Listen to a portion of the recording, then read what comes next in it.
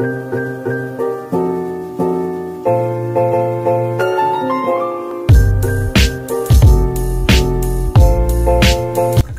nama saya Kaputra Pehlani dengan nomor induk mahasiswa 190314 dari kelas DPMA 2019. Di kesempatan ini saya akan membahas tentang proposal tugas akhir saya dengan judul pengaruh komposisi minyak kelapa sawit dan minyak nyemplung terhadap sifat fisik biodiesel. Kebutuhan bahan bakar fosil di Indonesia dari tahun ke tahun semakin meningkat seiring dengan pertumbuhan ekonomi, sedangkan bahan bakar fosil yang digunakan persediaannya menipis dan terbatas. Kebutuhan bahan bakar fosil ini paling banyak digunakan pada sektor transportasi dan pembangkit. Berdasarkan rencana strategis Kementerian SDM tahun 2015 hingga 2019, cadangan minyak bumi Indonesia sebesar 3,6 miliar barel diperkirakan akan habis pada 13 tahun mendatang. Untuk mengurangi permasalahan tersebut, biodiesel dapat digunakan sebagai energi alternatif pengganti bahan bakar fosil. Biodiesel yang terdiri dari campuran monoalkil ester dari perantai panjang asam lemak adalah bahan bakar alternatif untuk mesin diesel yang dibuat dari minyak nabati atau lemak hewan. Biodiesel memiliki sifat dapat terurai, ramah lingkungan, dan dapat diperbarui. Selain itu, minyak nabati yang berasal dari alam dinilai efektif untuk digunakan sebagai biodiesel karena jumlahnya yang melimpah dan tidak sulit ditemukan.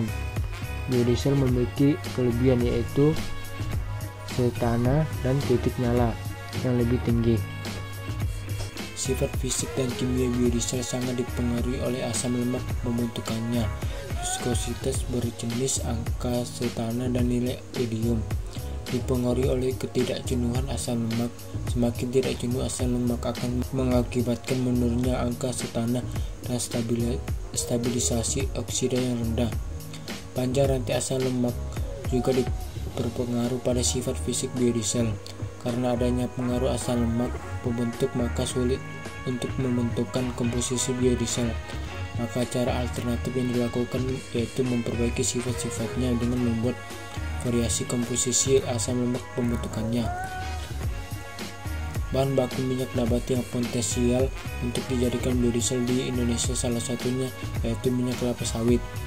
Kelapa sawit merupakan jenis tumbuhan yang memiliki komponen asam lemak 3 hingga 5% dan trigliserida 94%. Kandungan asam lemak jenuh tidak jenuh sawit memiliki nilai yang sama. Selain minyak kelapa sawit, bahan baku minyak dapat digunakan sebagai minyak cemplung. Minyak cemplung juga dapat berpotensi dijadikan biodiesel. Dibandingkan dengan minyak nabati, minyak nyemplung dapat menghasilkan minyak kering sangat tinggi yaitu sekitar 40 hingga 73%. Kedua minyak tersebut memiliki kelebihan yaitu plus point dan nilai cetana yang tinggi. Namun minyak tersebut juga memiliki kekurangan yaitu viskositas yang tinggi, nilai kalor yang rendah.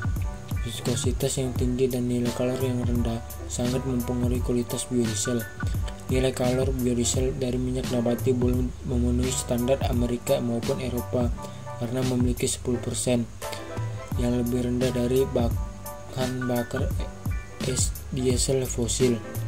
Untuk mendapatkan biodiesel yang optimal, maka diperlukan memperbaiki sifatnya dengan mencampurkan kedua minyak tersebut.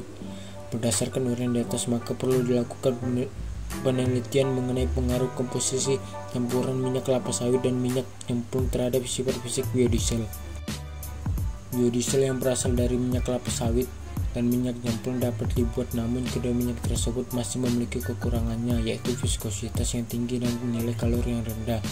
Untuk itu perlu dilakukan penelitian untuk memperbaiki kualitas dari kedua bahan tersebut dengan cara membuat variasi komposisi campuran dari kedua minyak tersebut.